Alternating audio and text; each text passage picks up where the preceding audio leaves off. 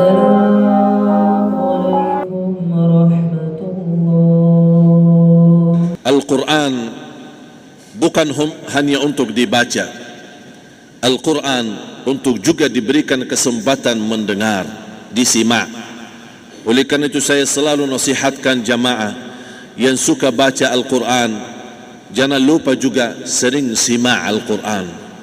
Karena juga cukup indah simak Al-Quran, mendengar Al-Quran. Ketika kita mau tidur, kita lagi di mobil atau lagi naik motor, kita bawa simak Al-Quran dalam perjalanan kita. Subhanallah. Apalagi kalau kita simak, mendengar bacaan ayat-ayat yang kita fahami artinya, yang kita nikmati dan menerti isinya. Wasyamsi wa duhaha wal qamari idza talaha wan nahari idza jallaha.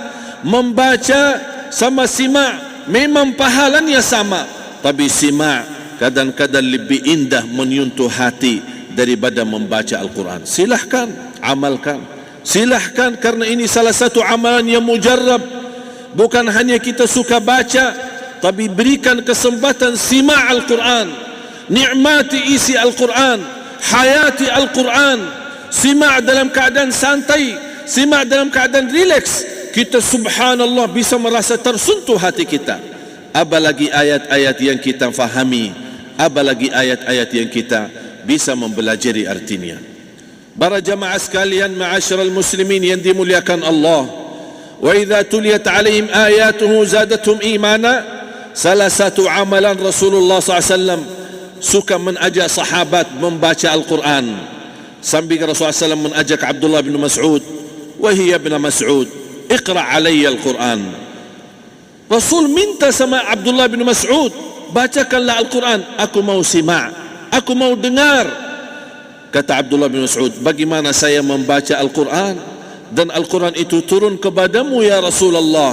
Rasul menjawab, inni uhibbu an asma'ahu min ghairi. Aku cinta, aku suka mendengar Al-Quran daripada orang lain. Aku suka mendengar.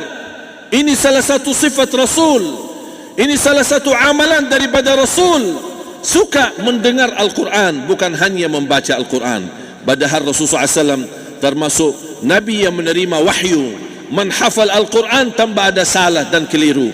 Tapi Rasul juga walaupun sebagai menghafal Al-Quran, suka simak Al-Quran, mendengar Al-Quran. Oleh karena itu saya mohon kepada jamaah menjadi amalan buat kita semua. Bukan hanya kita baca, tapi berikan kesempatan kita simak. Apalagi dalam keadaan kita mau tidur atau kita lagi santai, subhanallah, indahnya luar biasa.